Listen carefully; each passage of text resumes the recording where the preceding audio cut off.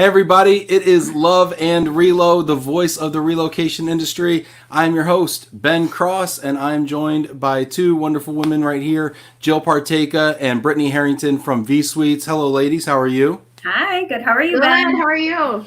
Fellow Michiganders in the house. Whoop, whoop. Go Lions. Go Lions. I feel like you took like the worst part of being a Detroiter and you're like, yeah, let's go with that. Go Lions. It was a good draft. We're winning it this year. Yeah. The draft is always the best part of the year with the Lions. I'll tell you that, all right? Ooh, draft, opening day, go Tigers, right? Like, yeah, and then it's downhill from here, yep. Oh my gosh, that's great. No, but thank you so much for being on today. We got a really cool show. We're going to talk about everything from volunteering in our community to thriving in place and how much wine we're drinking and what wine we're drinking. And we're going to have a lot of fun. We got some really, two fun people here today and, really excited about it. Really quick, this is how we always start. Tell me where in the world you're sitting right now. I know we said Michigan, but where are you sitting right now? So Jill. I am in... Or Brittany. Jill. There you go. No, Brittany, you're on it. You go. So I'm in Farmington Hills, Michigan. So just have some nice nature out my window a little bit. Have some birds that have been flying by today. So nothing too exciting. And I work in Farmington Hills, although I work from home right now. So we're right down the street. We really should have a lunch or something. Yeah, we're neighbors. Isn't it fun? It's always funny to me when I go to like Worldwide ERC or something like that, and I see people from Farmington Hills where I work that I never see all year long, and then I go to like Seattle, and I'm like, hey, you're in Farmington. I'm in Farmington. And then we go to these things and then we like connect. So it's funny that here we are on the internet doing a show, and we could just have lunch. No, that's exactly. I mean, I say that all the time. I go to Minneapolis and I see people from Detroit more than when I'm in Detroit. So it's crazy. So yeah, 100%. And Jill, where are you at right now? I am in Warren, Michigan, at my house. Wonderful. And you ladies are working from home like all of us right now? Am I assuming? Yes, 100%. Driving us crazy. But now, are you open for business? Because I've been seeing some people. We're essential. Are you open for business right now? We are essential.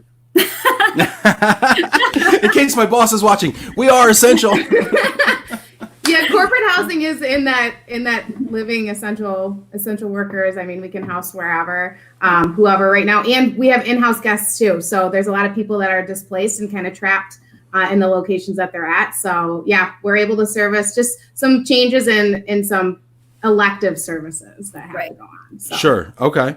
And I'm over here getting our LinkedIn going here. I see folks joining us on Facebook. I see folks joining us on LinkedIn. If you're watching on LinkedIn or Facebook, please go ahead and let me know you're out there. Let me know where in the world you are currently. Go ahead and give your company a shout out.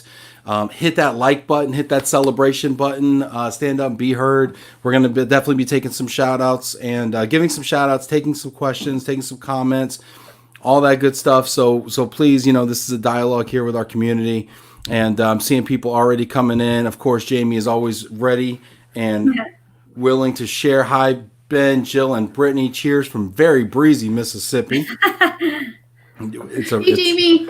Jamie's always got the weather. I love it. It's breezy here too in Michigan. We got like a front moving in or something. It used to be nice yesterday. Now it's Michigan again. Very cool. All right. And let me know if you're there on LinkedIn. There you go. Dano McCoy. Dano in Atlanta. Hey, Dano. Trying to keep up with you. Still wearing a jacket here, Dano. Trying to keep up with you. Let's see. We got folks coming in. Gina Dan's so proud to work with Jill and Brittany. So proud to work with them at V Suites. Thanks, Gina. Isn't that nice? Love it. Jamie, hey there. Another V Sweetie. Yeah, and V Sweetie. Is that what y'all call? Y'all do. I got to give you guys a shout out too, in your marketing department, right? Because at every event that you guys are at, and I've been working with Jill, for a while in this market, and at the DRC and at Great Lakes and ERC and everything. Everywhere you guys are at, you guys are always on brand. You're always rocking the purple. You always have such a fun booth, whether it's a little bit of booze here and there, some nice glassware or something. It's always very classy. It's always very fun and elegant. How do y'all do that branding thing? Like, just talk to us a little bit, just for a moment, just about the branding thing and what y'all do there. I mean, Jill can probably talk about the conferences because she thinks of so many good ideas there. But it really is a group effort. I mean, the people on our team, we're a quirky bunch. No one is the same, and we all bring ideas to the table. And that's one of the coolest things about our company is every idea is heard. And we just kind of build off of each other, and we kind of think about what would we want to do, what would we want to see, and go from there. I mean, we like what we do, and we like the conferences and the people we're around. So that's just kind of where we come up with these things. Yeah, and I think that comes through in the marketing, and I think it's really cool to work for a company that actually embraces personality, right? I think so many times we go to conferences and we're like, and I always beat up on white papers, but it's like, well, here's our white paper. And, we are the best housing company or the best RMC. And it's like we come with this really super stuffy exterior. But not y'all come with like the beads and like the glassware and the little shots and the little things. And I think there was a keg at Great Lakes in Columbus, maybe. Maybe. Don't know. Allegedly. There might have been one there, yes. Yeah, but Jill, We're not you gonna always confirm or deny. Yeah, right. Sorry, I just outed the keg police are going to come. The alcohol and beverage control are going to come get us now. No, but Jill, you do that a lot with the marketing. Just talk a little bit about that marketing philosophy for people that are watching, understanding how to differentiate themselves. Well, I try and whatever the theme of the conference or wherever I am is, I try and totally involve myself in a theme. So that's the first thing is finding out what the theme of where we're going to be is. So that GLRC where there was allegedly a keg was based around a brewery, and that's kind of like the whole focus of the GLRC was local breweries and things like that. So I thought, okay, we're going to go to a local brewery and we're going to give them some kudos too. We're going to bring in this keg and we're going to evolve this table that has V suites in it and then just bring it all together. It's such a great metaphor too, because you're given a table. Everybody at that expo hall is given the same 8-foot table. Okay, and let's be honest, these tables are trash. Okay, and everybody's given this table, and it's like, okay, here's your table, go for it, right? And it's up to you what you do with it. It's like a metaphor for life. It's like you can say, well, I got a crap table, or you can be like, hey, I'm gonna stick a keg underneath it. I'm gonna have this really cool tablecloth. We're gonna all dress like sailors, like we did for Great Lakes over in, we had the little, Yes, what you had, the little kerchief, and things. So I think that's about life, and I think that's a great way to go about business too, is infusing your personality into it and setting yourself apart, and not be willing to allow other people to kind of put you in a box and say this is how people are supposed to act, conduct themselves, whatever, and just being able to like kind of go outside that box and just kind of really let yourself shine, Well, and that's what, Ben, honestly, we deal in corporate housing. Corporate housing is 4 walls and some furniture in it, right? At the end of the day. But what we do differently is what we put in there, our personalities involved in it, our customer service involved in it. And so like, that's kind of how V Suites is always represented. We are a little bit different because we know that there's a product that we are working with at the end of the day, but the people involved, the things that we do and how we go about things differently and think differently, that's just who makes us who we are and kind of makes us different in the industry. So yep. Yeah, that's awesome. And we got Brian Rivers checking in. Brian, we're gonna get you on the show, buddy. I always love seeing. Brian told me, I said, Brian, what's this fish you keep showing in your Facebook picture every day? And he's like, everybody shows fish pictures, but I like to show my bait off because they're the ones that do all the work. And I'm like, what? I like you. I like you, Brian. Janessa, love you, ladies. Janessa. Folks on LinkedIn, I'm only seeing a few comments, everybody, but I see a lot of you out there watching. Go ahead and leave a comment. I want to know where you're at, who you work for, what you're doing. If you're having some fun today, let me know. Go ahead and ask questions as well. Paula Holloway, hello from ATL. Sandra Clary, hey V Suites team, happy Wednesday to all. happy Wednesday. Yeah, right. It's hump day. Shout out to Janessa too. It's her 2nd wedding anniversary. Yes. So, Happy gotta shout that out. Congratulations, Janessa. Wow, you're halfway there. All right. Just kidding. Totally kidding. Bad joke. Brian Rivers, LOL. Yeah, see Brian Rivers. Janet, hey y'all, Accelerate International and Ellen R. LOVE+RELO Elder Intern coming in from Central Florida. Janet is the best. I love you so Janet. much. That's my heart right there. Michael Cadden, hello from Milford, Connecticut, living abroad. Lynn Greenberg, hi from New York at Pivot. Jack Jampel, hey Ben, what is the real differentiator? And so Jack's kind of busted my chops here because, and I tell this story all the time, I'm going to tell it again because I think it's perfect timing. But me and Jack were at a place having a nice conversation. And I was like, so Jack, what's up with the moves, man? Can I get some moves? And he's like, what makes you different? I'm like, oh, well, we're a woman-owned company, and we've been around 50 years, and our truck's really blue and shiny. And he's like, Ben, like, he got it kind of in my face. He's like, Ben, none of that matters. He's like, none of that matters. He's like, all that matters is you. And I'm like, well, thanks, Jack. That's really sweet. I appreciate it. How about the moves? He's like, no, get out of here. But the point he was trying to tell me was, you're the real differentiator because people can oh, you have an apartment over here? I'm going to get an apartment over there. Oh, you have this couch from this furniture rental place? Oh, I can get that couch from this furniture. The only thing they can't replicate is you. And that I think is so key when marketing ourselves as companies is to first lead with our own personal brand and say, hey, this is who I am. This is what I'm about. And again, y'all do that very well. And that's one of the reasons I want to have y'all on today. Thank you, Ben. Thank you. Yeah, you're welcome. Carrie Downs, love our partnership with V Suites. Hello from Seattle. That's nice. Erica Burton, my buzzball queen of Columbus. Hey, ladies. I love Erica so much. This is the best part of the show, too, getting connected with people. Deborah Hanson, hi from San Diego. Yeah, keep them coming and keep hitting those like buttons, all right? And let everybody know you're watching. I want to get to a couple of questions and just kind of see how life's treating y'all right now and what's going on. One thing I noticed, we joked a little bit about the wine, so I'm going to start off with the wine. Woo! I feel like, tell me if you have the same experience. I feel like quarantining, I feel like I've been drinking a little bit more than I normally do. I mean, is this a common experience or no? Am I the only one? Yeah, possibly. Okay. No judgment. No, we're here to share. It might be showing up on every single grocery list just a little too often. So. Yeah, exactly. I could go to Kroger once a week if I didn't drink so much wine. But we were talking about wine a little bit. Tell me a little bit about some of the stuff that you guys have been trying. Open our eyes a little bit here. Goodness. I want to hear your favorite wines. I'm a red wine. I like just about every kind of red wine.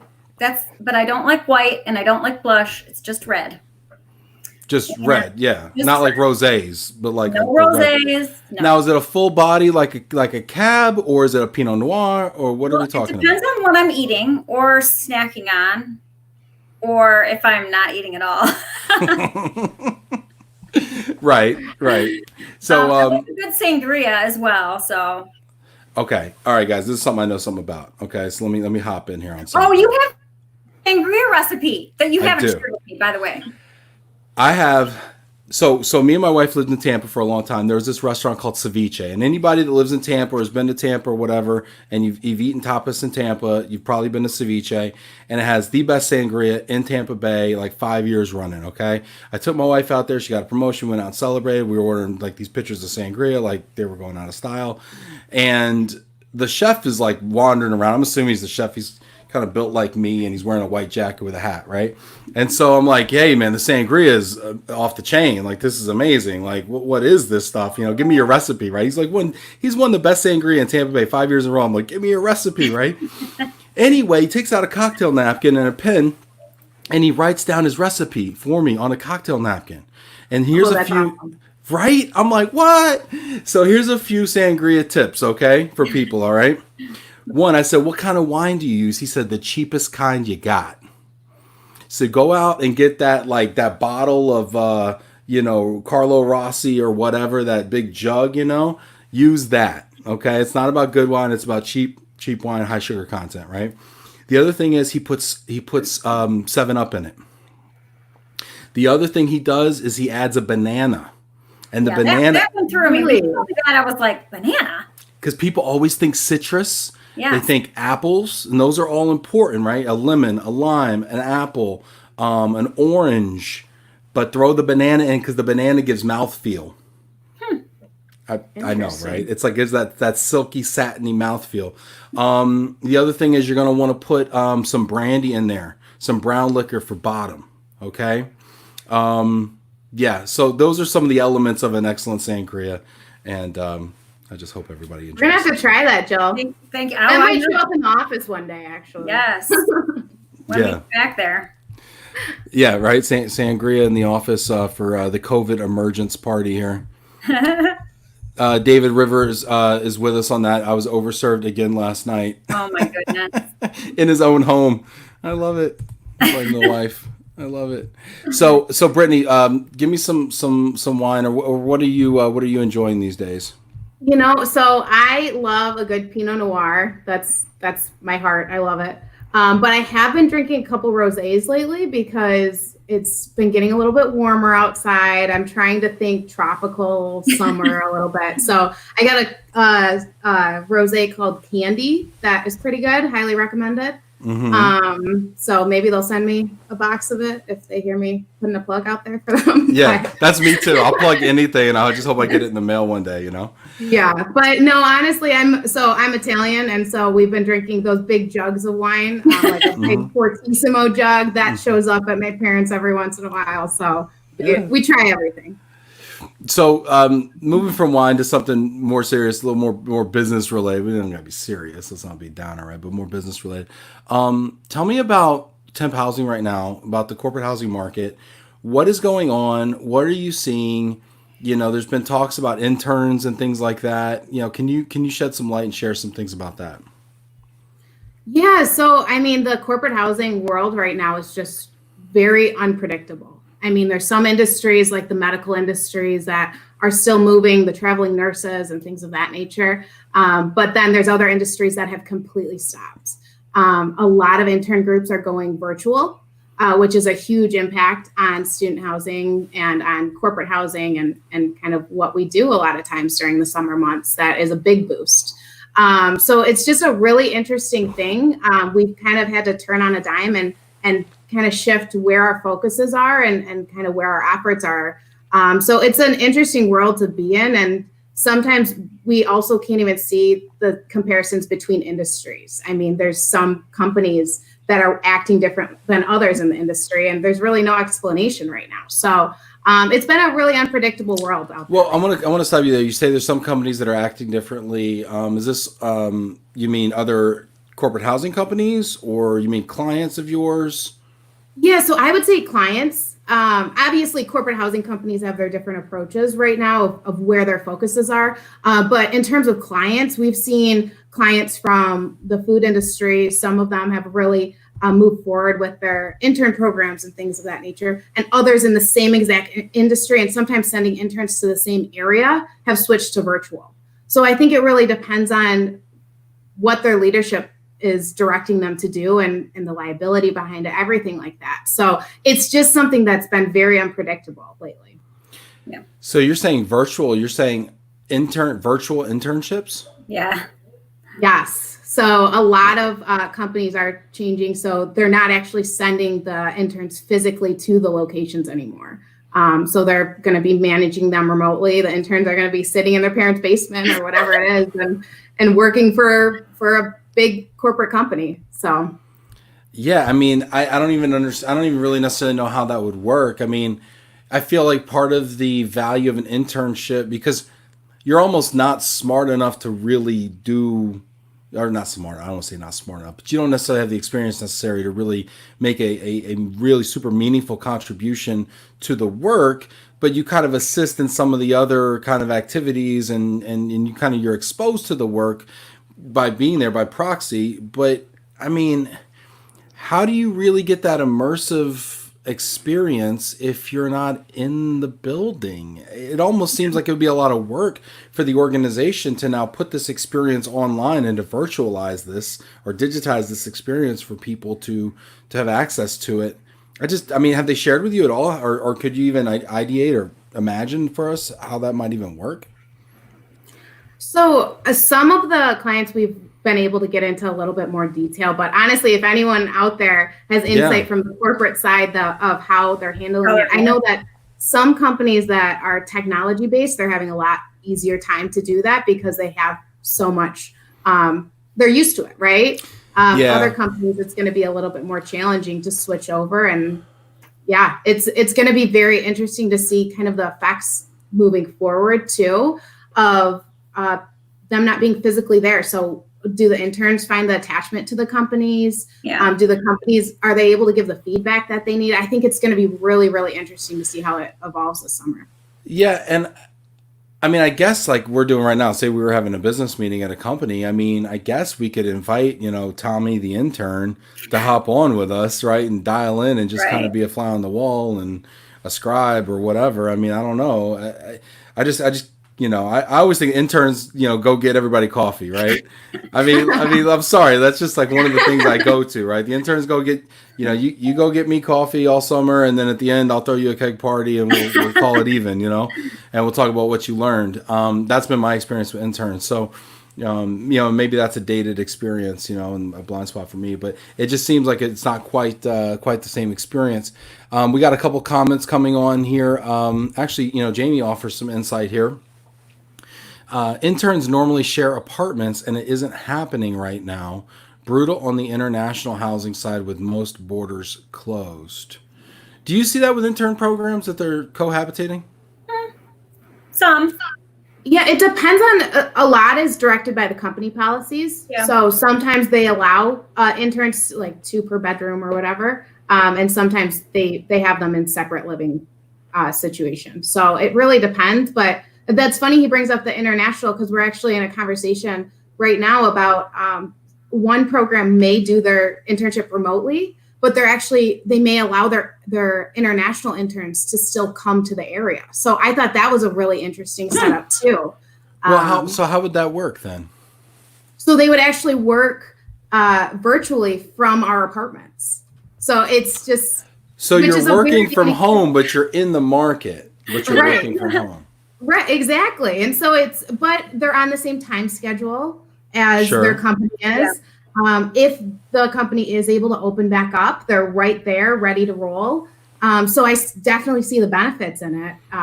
But it just is a unique one that we really haven't seen that often yet. So, well, that's interesting, because as we talk about the future of work and its impact on global mobility, and we think, will we need to relocate people when we can work virtually? And some of the more interesting thoughts I've heard lately are that we can work from home, but we still want to be in the market, because we might be working from home 3 days a week and going in the office 2 days to kind of have a best of both worlds scenario, or we might be hot desking or hoteling or whatever you want to call it, where we use shared workspaces and things like that. And we take up less of corporations take up maybe less of a commercial footprint. But you're still in the market. So that would kind of go along with that in an interesting way, where you would have an intern come to the country or come to the metro, but still work from an apartment. In that scenario, and I don't know if they shared this with you, but I mean, in that scenario, would they still have interns come in maybe 2 days a week, or not at all? I think one of the hardest things that the companies are dealing with right now is no one knows when some of these cities are going to be opening back up. So these stay-at-home orders, they just kind of keep getting pushed back further and further. And so, I mean, my guess, not knowing as an expert by any means, but my guess is that I think they want the opportunity to allow them to come in if they are able to open their office space back up during the duration of the internship. But I think it's just so hard to predict right now what exactly is going to happen in the next couple months and what cities are going to do. So my dad has a question. Hi, Dan. My dad has a question, and by the way, he will also be on Love and Reload this Friday. So if you ever wanted to know why I'm the way I am, you have the opportunity to consult the Oracle on Friday and find out what's wrong with me. So my dad asks, what are the advantages of international internships that work remotely? So international coming to the country that they're going to be working in? Yeah, let's say somebody lives in Detroit and they go to Germany to intern for an auto parts manufacturer over there. What would be the advantage of that? I mean, I think we kind of have to think about the root of internships. Why do companies have internships? And I think a lot of reasons is to build their employees for the future and to kind of find people that will be interested in coming on full time. And I think that that's one of the big benefits of companies doing internships and sending people to these locations and allowing them to experience, not only to experience their company, but we talk about this all the time. There's the experience of the 9 to 5 that the company provides, but then there's the experience of the 5 to 9 that the city or the location that they're in provides. And I think that that kind of contributes a lot. Yeah. Yeah. I mean, internships are they're about building your employment brand a lot of times. And I, that's a great point you bring up. It's like, if let's say I'm going to recruit kids from, Stanford to want to come work for my, world-class company in Germany, I've got to sell them on the company, but I've also got to sell them on Germany. Right. Yeah, right? exactly. I mean, it's the same reason that they fly you in for an interview, right? Right. So it's like, hey, come experience Munich and experience our company, or maybe don't experience our company as much as you would pre-COVID, but still experience Munich, fall in love with that and see yourself here. Because, I mean, that's another reason why people don't take assignments anyway, is because they don't necessarily see themselves working in that city. Right. It's a problem within the U.S. or with the difference between the Midwest and the coasts, where people that grew up in one couldn't see themselves living in another. And it's probably the difference between, growing up in the U.S. and not seeing yourself necessarily living in Asia or Europe or another continent. Definitely. So, really interesting. And then my dad takes exception and says he's not to blame for any of my issues. That's half true. Jamie Massler, only inter-country moves happening, no cross-border moves to most countries. Are you seeing that as well on the international side, that there's been a real stoppage of international travel? Yeah, so we definitely have. I think that we've also seen some people that are based internationally that have had to extend their stays longer because they couldn't get back to their home country initially. So, I think that there's been a slowdown overall, but definitely international has slowed down a lot. Yeah. I want to switch gears really quick, and I want to talk about working from home and your experience doing this, right? And since there's 3 of us, I think we have more experiences, right, to draw from. But what has it been like working from home? I mean, how has it, do you think, affected like productivity? Let's start there. Like, for instance, somebody at the door. Yeah, I don't know. It sounded like there was a doorbell. Who's going to the door right now? I don't know. Is it my doorbell? I don't know. Anyway, Amazon's here. They come up, they ring the doorbell, and then they leave. And you're like, hello. You're like expecting like you put pants on, you go out there, and you're like, what's going on here? It's just a box, right? Okay, well, I'm gonna leave it there for 3 days and then see what it is. So as far as productivity goes, though, do you see an impact to your productivity or no? Or how have you been dealing with that? I think it's a lot, for me, a lot more time management and just being able to focus and have a plan for the day. That's my biggest thing. Like, have a plan for the day, write it down the night before, have everything listed out. And so when I get my Diet Coke in the morning and I sit down here, I can look at that list and start on it, and always know that if I get distracted throughout the day, a call here, an email there, that I can look back down at that list and refocus. Because the day can get away from you. I don't know why it goes so much darn faster when you're at your house, but it does. And all of a sudden you look down and it's 3:00 and you're like, shit, I've got all this to get to Brittany before the end of the day. Yeah. So I think that it's all about just trying to figure out time management. There's a lot more projects going on too. Like, I'm a salesperson. That's what I do. I sell things, right? Right. Not a lot of things to sell right now. I mean, we have a lot to sell, but we're not selling it. So our time is focused more on new projects and new business development and fun things we can do to engage our clients. And so it's all about managing new projects and being able to create a whole different day than you're used to doing. So yeah, it's been a little challenging, but fun. That's an interesting take though too, is like creating a whole different day than you're used to, right? Because the things that would normally occupy your day aren't necessarily occupying your day, and you don't necessarily want to just fill it with busy work. I mean, you don't want to just push paper for no reason. So how do you find ways, Brittany, how do you find ways to fill your day with meaningful work that just may be different than what it was before? I mean, I think Jill hit it right on the head. We have a ton of projects going on internally.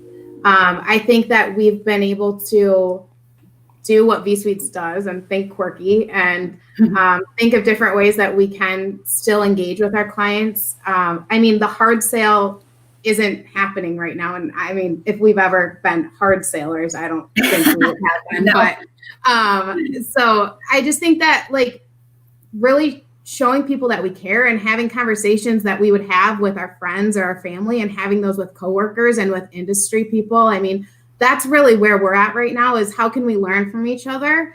How can we really tell our clients that we care and that we're here for you? We're really not trying to impose. We know that everyone has so much going on. So there's just been a lot of things like that.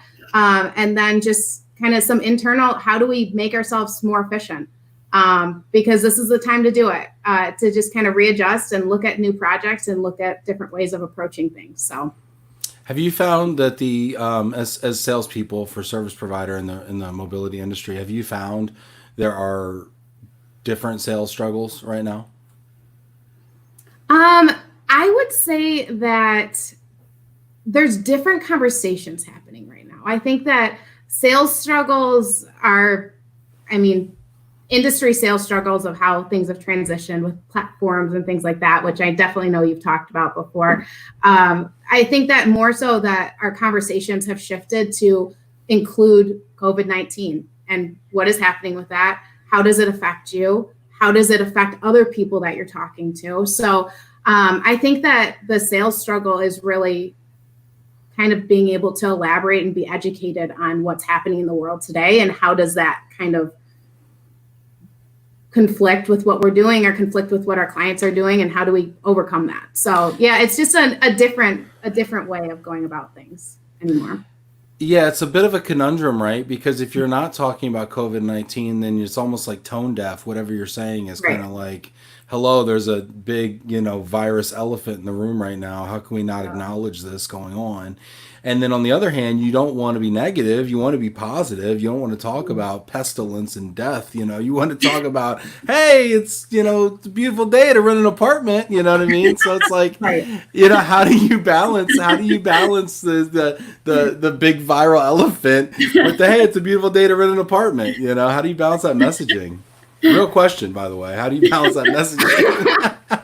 I mean, very carefully and hopefully successful 75% of the time, but probably not. I mean, I think that you just have to listen to whoever you're talking to, just listen to where they're at. And are they really struggling? Do they need a laugh for the day? Do they need something quirky? Should we be sending them a meme that just kind of throws their day in a loop or something? I mean, that just listening to people and hearing where they're at and trying to just figure out what they need personally and also in business. So I think we just got to take care of ourselves personally a lot right now and each other. So there's some good COVID memes that come across with availability from our partners. When we send our availability out across the U.S., we get them back and forth, from our partners as well. And there's been some really good memes that come across with it. So about renting and sales, and it's pretty funny. I do like those emails that have something funny, because even if I don't want to buy whatever you're offering, if it's funny, at least you've given me a laugh. Yeah. And I'll remember you for that, Yeah. Yeah. For sure. Let's see here. We got some folks checking in with us here. Keep those comments coming. Please keep the questions coming as well. Let's see here. We've got Deborah Hanson, hi from San Diego. Hi, Deborah. Lynn Griffiths, hi from New York. Appreciate you, Lynn. Joe Feinberg, hello from Phoenix, Arizona. Thank you for doing this podcast. Why, you're welcome, Joe. I did it for you. Sarah, happy Wednesday. Hi, Sarah. Happy Wednesday to you. Lynn Ripley, hello from CWS Corporate Housing in Texas. Hi, Lynn. Alessandro Russo, hi, how are you? Quite well, Alessandro. I appreciate you asking. Alessandro, where in the world are you? I want to know that right now. John Marsh, V-Suites has my vote. Johnny. What a great guy. John Marsh says, V Suites has my vote for the most creative vendor booth at the Great Lakes Conference year after year. Thank you. All Jilly. Perennial favorites there. Karen Kume, hello from Peak Suites, Raleigh, Durham, North Carolina. Hi, Karen. Used to live in Raleigh. Lovely area. Javier Cepeda. Hey, Javi. Hi, guys from Vancouver, Canada. Hey, Javi. I want to know, how many continents do we have on here? Are we only repping 2 continents so far? Come on, we got to be doing 3 continents or better I here. liked yesterday. We had the Dubai. We had Dubai on. Dubai and UK and Switzerland Very and international yesterday. France and all sorts of things. We don't have enough representation from Africa. So if you know anybody from the African continent that's in global mobility, please tag them right now. I'm talking to you. If you're hearing this right now and you know anybody in Africa who may have relocated, know somebody who can spell relocation, please at them right now, because I want them to tune in, because I need to check all the boxes right now. Yeah, thank you. Appreciate that. Let's see here. I do have a question. So Janet Turner, how is the cleaning of the apartments being handled? I thought the cleaning companies were not considered essential. So we cannot have the housekeeping services for people that are currently staying with us. So if they had it before and they're still with us, we had to postpone that until later. But it is still considered essential for our cleaners to go and turn an apartment. So when someone moves out, it's still okay for them to go in and clean. And then obviously we're taking those precautions to let that apartment sit, for a certain amount of days. But yeah, so it is essential for them to come and clean and turn the apartment, but not for them to provide a housekeeping service while they're staying there, which is considered non-essential. Jamie chimes in as well. Janet Turner, you have to have very special sanitization of the entire apartment, change out furnishings, and then clean for move in. That sounds like a lot. Are you guys getting stuck with units too, where maybe people said they were gonna rent them and then they didn't, and then is this happening? Jill, I see your face right now. I was waiting for Brittany. I was like, you know it. It's happening across the board right now. Like that's a reality in corporate housing. It's a reality in hospitality right now. I mean, there are a lot of planned moves that people aren't moving anymore. So, we definitely have availability right now that we're hoping that would be covered, but it's understandable. I mean, I think everyone's kind of going through that in every area of the industry. So, yep. Are you able in some situations to get out of those leases? So we have a pretty awesome team right now that has built some great relationships with properties or with our partners. And they've been able to ask for some concessions here and there, kind of do some creative ideas of switching apartments around, extending certain leases in different areas. So I will be honest, our team has been so creative in how we can do things like that. So not every scenario, no, but it's been pretty amazing to see what our operations team has come up with in that regard, for sure. Yep, I agree. Amazing.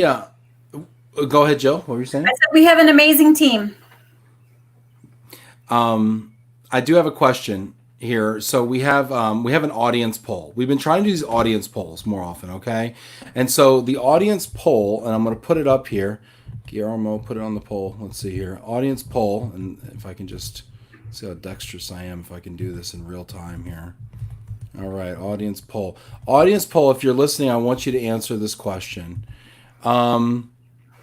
Share your working from home challenges. So what, in a word or 2 words, what is your biggest work from home challenge? I want to just kind of take a snippet. We got 27 people watching on LinkedIn. We got another 21 on Facebook. We got some great representation here. I expect to see 40, 50 answers here. I want to know, what is your single biggest work from home challenge? We're going to ask you right now. So you're all watching. So I expect you all to answer. So come back to the screen. I know you're working on your email on another screen. You all told me how you watch this, which is to say you don't watch it, you listen to it. Put down the email, go over here to the LinkedIn, or go over here to the Facebook. I want you to answer in the comments. I want you to put down your number 1 working from home challenge, and then I'm going to ask Jill and Brittany as well to to tell me theirs as well. So, Brittany, why don't you go first? Tell me your number one work from home challenge.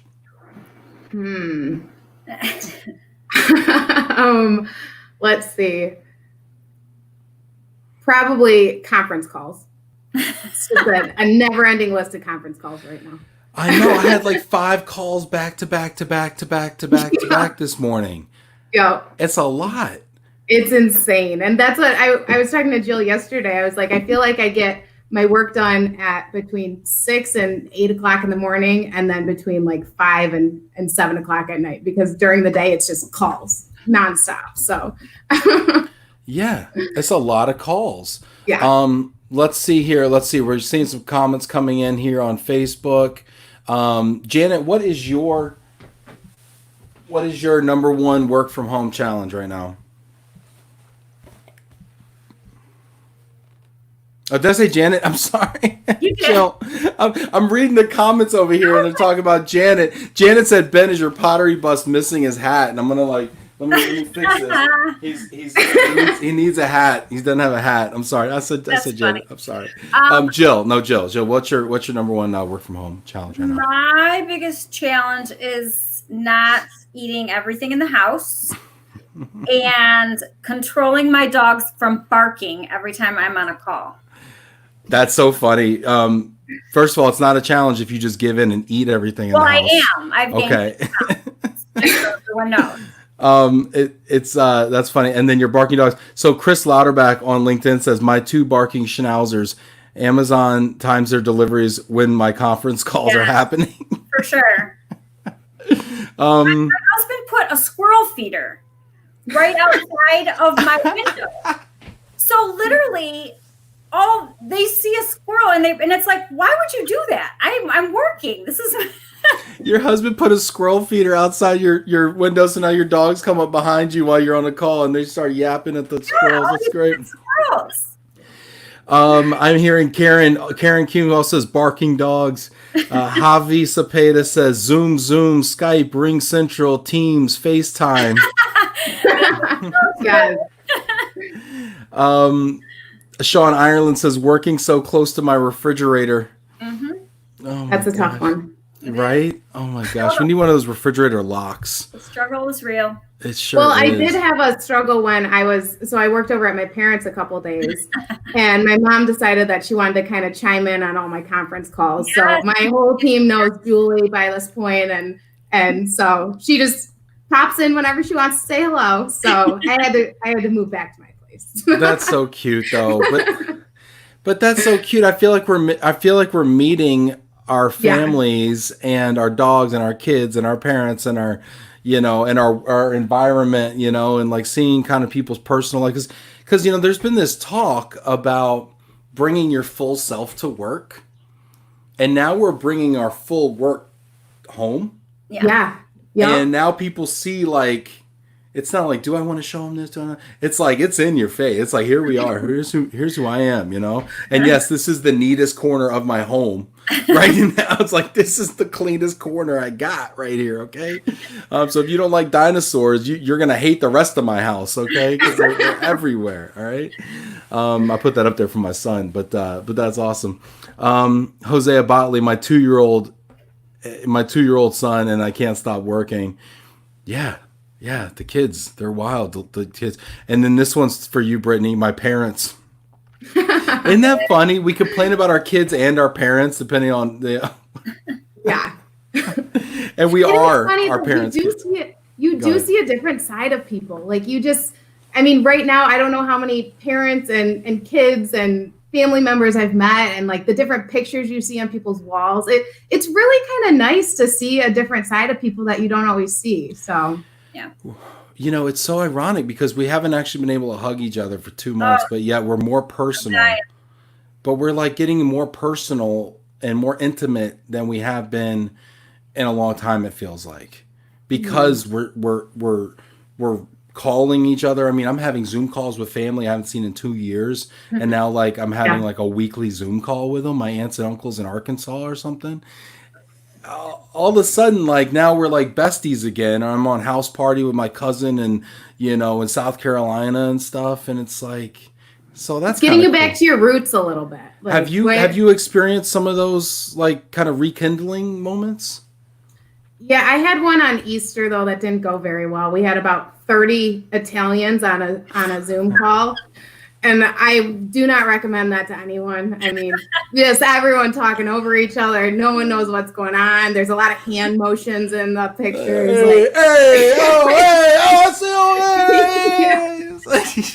So it was entertaining to say the least, but I don't think I'd recommend that to anyone. I think I was on that call, Brittany. You didn't see me. I think I was there. Yeah, I think my wife's family was on that call, but they've had the same. And then you have the old people who are like, I can't say anything. Yep. And then like this person who's like adjusting stuff and, left and right, you know. Yep. Flip the camera. Yeah. They're looking at the floor. Oh my gosh, that's great. We had one for my son over the weekend. He turned 5, and half the family couldn't use Zoom, or they heard that there were security issues on Zoom. For my 5-year-old's birthday party. It's like, I think it's gonna be okay, you know. It's funny. It's funny. Biggest work from home challenge from Ryan Beal is they won't let me work from home. He's a first responder. Thank you, Ryan. Thank you, Ryan. Yeah, we appreciate Ryan. Ann Smith says we have lots of video calls, but it doesn't compare to in-person collaboration. Do you feel like something's lost in translation here? Yeah. Jill, you had mentioned it. Like the candidness about, like, sometimes you just have some conversations that are just off the cuff and something really awesome happens from them. And I think that unplanned, it just isn't there right now. So. Yeah. Sometimes too, I think the things that you're saying, even though your face may be on the screen like it is now, it can get misconstrued still easier than it would if we were in person talking about it, or emotions are just running high. So it affects the conversation. So I definitely think there's still something that is missed by being in person and being able to read the conversation more, I guess, maybe. Right. The rest of the body language. Right. The fact that we have to kind of edit in a way because I have to stop and wait for you to stop talking so I can start talking, and then you have to wait for me so you can, because we can't talk at the same time because it's a Zoom or something like that. And so you have to self-edit a lot more. I like, Brittany, I like what you were saying too, as far as like there's like one-off things that happen, like we could be like, say we have this meeting, say we're meeting, right? And we walk out of here and and I might go to Jill, but like, can you believe that? I don't know how we're gonna make this work. We're gonna have to really think about it, and let's meet for 15 minutes before the next meeting so that we can get our stuff together and make sure that we have it all done or whatever, right? And it's so hard to have those kinds of flexibility and that kind of responsiveness, and so I tend to agree. We have our whiteboards to like flash all our ideas on and stuff when you're in all in a room together, and you can get the whiteboard going. And we have so many whiteboards in our office, it's not even funny. Yeah. No, I'm a huge whiteboard fan. And how do you recreate that? I mean, you almost have to have like a Microsoft Surface and be able to draw. The technology is getting there, but it's not totally fluid yet. Or, let's see, Andrea Muller. I don't have anyone to eat lunch with. Oh, Andrea, we miss you. You can call us anytime to have lunch. Have you done that yet? That's one thing I haven't done and I thought about is doing a video conference lunch. It's kind of a weird idea. I don't know if it's a good idea or not. We haven't done that yet. We've done a virtual happy hour though. So. Yes. That was a little nicer, just some cocktails. So you weren't like actually watching people eat. Yeah, because I was like, exactly. Like stuff's hanging out your face. Oh my gosh, that's so funny. Brad Laspy, the long walk from the bedroom to the office. Oh, the commutes are great. It's difficult to get your steps in right now. I mean, how do you get your steps, especially in Michigan where the weather's so unpredictable? I mean, I stopped even charging my watch. I just forget about it. I sit on my recliner and I wiggle my feet. Or you can put it on your dog. I've heard of some people doing that, so it at least shows up. Yeah. Yep. I saw one of those things where, you sit in the chair, but it's got pedals. Like you put it down by your feet and you can just sit there and pedal. Yeah. Maybe I'll get that. Jason Rollins, kids first and second grade, juggling homeschool, work, and the distractions. I mean, you know, do either of you have school-age children? Are you doing the homeschool thing at all? They're grown. No, Yeah. I definitely have sympathy for people that are doing homeschooling right now. That's not an easy feat in itself, alone with like a pandemic going on top of it. So kudos to you. Yeah, getting up at a reasonable time. I mean, that's one, right? With no commute, and if you don't have an 8 a.m. or 9 a.m. call, you know, I mean, it's then you need some more discipline for sure. Brandon Robb, haha. Charlie Bear. I got to read them all. I just put them up there and then I read them. Haha. Charlie Beatty, kids in calls running in, yelling, "Daddy!" Oh, I get that all the time. It's right about this time of day too. When my son, who's going to be 2 next month, he's like, "Daddy, Daddy, Daddy." 5 o'clock, Daddy. Yeah, exactly. It's like TikTok, shark game. Let's do it. Oh my gosh, so true. Jill, Jason says, in the dogs. Everybody's saying, I work remotely anyway, but son is home from school for the rest of the year. His playroom is next to my office. Noise levels can get rather high at times, for sure. And like, how do you set boundaries, right? Oh, Janice says, what is your biggest challenge working from home? Yeah, I said I was going to answer, right? I didn't answer. The eating thing is a real thing. For me, it's always a struggle for me anyway. But I don't really care as much, so I just do it.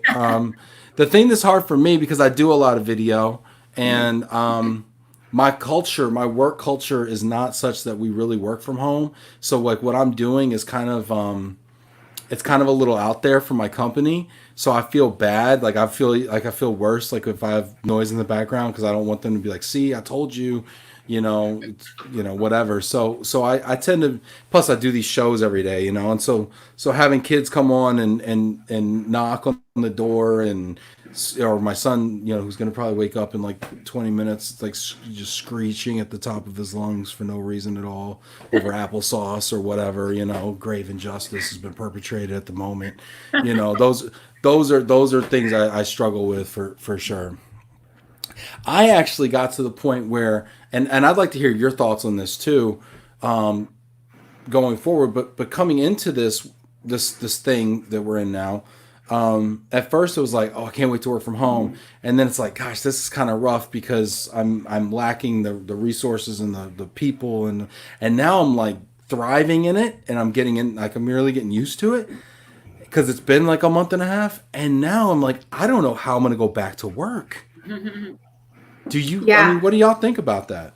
I'll be honest. I love working from home. Actually, like I think I get pulled in so many different directions when I'm in the office, and I can sometimes really focus at home. And I'm used to traveling too, so I'm used to like the phone calls on the road and stuff like that. That's what's kind of driving me crazy right now, is not just the working from home, but not being able to go travel and go to different markets and stuff like that. So it's a weird thing, but.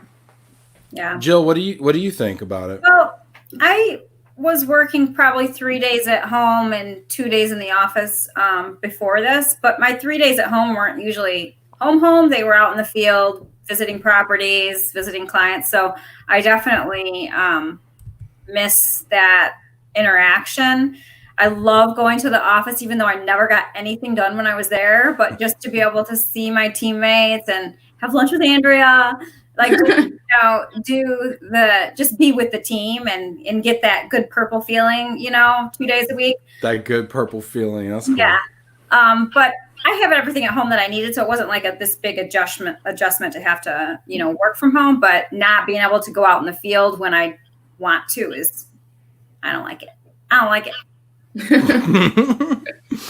Yeah. I miss hanging out with y'all and you and you there, right, who were watching this. I mean, I miss hanging out with all of y'all. You get used to going to a conference every month, and just the warm and fuzzy feeling you get when you're out seeing people, and definitely miss that. Ed Cohen, hello, greetings from me in San Diego. Good show energy today. Awesome, thanks, Ed. Maria Minden, hi, ladies. Lena Rekdal, who was on the show from Sweden. Hi there. So we got our European in there as well. Maria says, I miss travel. Terrible. Gosh, I was looking at flights last night. I was having a cocktail, talking to my cousin. Round trip flights to Dallas. Round trip flights to Dallas nonstop from Detroit, $49. Yeah, it's crazy. And it's just like, but if I wear an N95 mask and I'm covered in latex, maybe, and I hold my breath, maybe like I could do it, you know? I don't know. It's crazy. You know, I wanted to, since you guys work with interns so much, I had some questions, right? So I remember when I had interns at my last company, not this company, my last company. And I talked about the keg parties and like some of the fun stuff we had had. Y'all work with interns a lot on a mass scale. And Jill's told me some fun stories, you know, about, you know, some other, you know, things as well too. But I mean, are there any funny stories? I imagine it's temp housing. You guys kind of see how people really live. And I imagine there's some really great stories, whether it be interns or athletes or anything like that. Do you have any fun stories to share with us? Oh gosh, we have a lot of stories. I think that's why I love this industry so much, because of the stories that happen. I mean, no move is the same, but I would say that probably one of the best for interns alone. We did a intern, like a welcome reception, and we tend to give away gifts to people to get them to ask us questions, because the interns are just so shy when they show up. But we always know they have questions. And so we gave away a giant pink flamingo floaty one year, because we're like, oh, this will be fun. They can use it in the pool. And then halfway through the summer, we got a phone call from the office saying that there were a lot of residents that were complaining that there was a giant pink flamingo in the pool that was causing disruption and all this stuff. And we're like, oh, we gave that to our interns. So wait, the flamingo is causing disruption? Are they calling the cops on the flamingo? They're going to it was a giant flamingo. So, and these pools aren't always the biggest pool. So I think it like took up half the pool basically. So we didn't think that one through too much. Yeah, the ones that are the size of a small house. I've seen those flamingos. Yeah, exactly. So that was funny. And we also had a situation where an intern parked in the wrong area and their car was towed. But long story short, it came to find out that there was an intern's boyfriend was actually driving the car, and the dad didn't know about the boyfriend, and the dad was notified. And so it kind of like opened up this whole can of worms in this intern's life that we were just trying to help them find their car that got towed. So, I mean, there's just situations like that where, I mean, we're dealing with college kids or young adults. And sometimes there's fun things like that happen. And we're like, oh, this one happened again. So that's great. Yeah, it's fun. Jill, what do you got for me? Well, I think, you know, I do a lot of tours. So I would be touring people through apartment. They'd be asking questions. And I was doing a tour, and I had someone ask if it was okay if they installed cameras in the bedroom. I was like, no. I think that falls under the category of beg for forgiveness. I don't necessarily know you lead with that up front. You just like, hey. I just really wasn't expecting it from that person, I guess, either. And I was like, well, oh, it was from the person too caught you off. You never know with some people. Yeah. You just never know. Yeah. I just said no. Just say no. Cameras in the bedroom, just say no. And I've got some good ones with some sports people, but. Tell us a sports one. You don't have to name names. Just tell us a sports one. Well, they were supposed to move out, and I was just checking to make sure they had moved out before my cleaners got there, because we'd had some issues with them partying throughout the season. And I felt bad. I didn't want her walking into anything crazy. So when I got there, the door was unlocked. I kind of inched my way in, and I kept saying, hello, hello. And I found a big old wad of singles in the bedroom. bulk singles. Singles. And they had taken all the light covers off and replaced them with like the globe ones, you know, the disco balls. Yeah, and there was a lot of red light and blue light going on. So I quickly removed myself and realized they had not moved out yet. Oh my gosh. I hope they had a license for that activity. I'll tell you what. Oh my goodness gracious. Mm-hmm. Wow, I'm in the wrong business. I moved these people in. I should probably stick around and see what happens. Gosh, all right, that's fantastic. Those are wonderful questions. We're running out of time here. This has been a lot of fun. My son's up. That's another cue for me to go. But I wanted to really quickly just ask y'all. We got a bunch of folks watching. We got 25 folks on LinkedIn still watching us. Another 12 on Facebook right now. What do you want to leave people with? I think that the biggest thing right now is we're just in a time where things are constantly changing, and so I think the more that we can support each other and kind of bump ideas off of each other, we're all in this together. And so I think that's the best thing we can do is support each other through it and kind of help each other get through this tough time because it's so much unknown and it's so much uncertainty and we're all in it together. So that's what our industry is. I would say be kind. Think about what other people may be going through. Try and think of that when you're having a conversation. Try and come out of this on the other side a better person. Try and learn something new. It's never going to be the same. It's never going to be normal again. So try and create your new normal and just be kind. Oh, last thing, it's not a bad thing to drink a little bit of wine. As if you needed permission, Brittany just gave it to you. The show, if you learn nothing else on the show, it's okay to drink a little wine. This has been another wonderful episode of Love and Relo. Thank you so much, Jill. Thank you so much, Brittany. It's been wonderful having you on. Thanks for having us. Thank you.